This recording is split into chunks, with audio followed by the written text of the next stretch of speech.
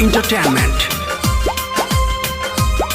9 दिन में माई चल जाइबू पलटा के सरदा चहल जाइबू।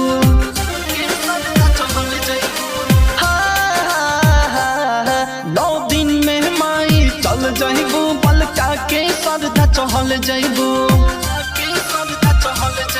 एक पल के खुशी दे के खाली जालो, दिल बेटा के दुखा के मुस्कुरा लो। एक पल के खुशी दे के खाली जालो, दिल बेटा के दुखा के मुस्कुरा लो।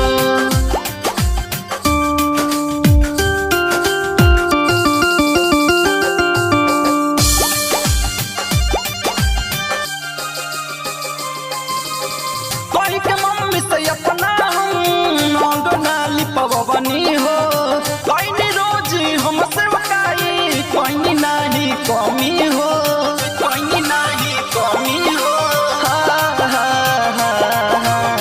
कोई के मम्मी से अपना हम अंगना लिपवनी हो, कोई नहीं रोज हमसे वकाई, कोई नहीं कमी हो, कोई नहीं कमी हो। देह कोनो बियाहार नहीं खालू, दिल बेटा के दुखा के मुस्कुरा लो। एक पल के खुशी दे के खाली जालो, दिल बेटा के दुखा के मुस्कुरा लो।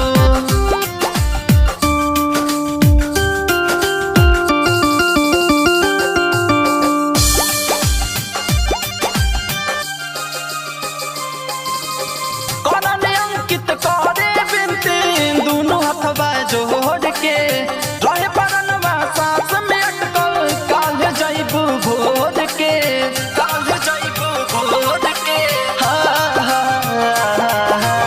करने अंकित बिनती करे दोनों हथवा जोड़ के, रहे परनवा सांस में अटकल, जाइबू काले भोर के, काले भोर के। नैना रेत से की जिगर पे न संभालू, दिल बेटा के दुखा के मुस्कुरा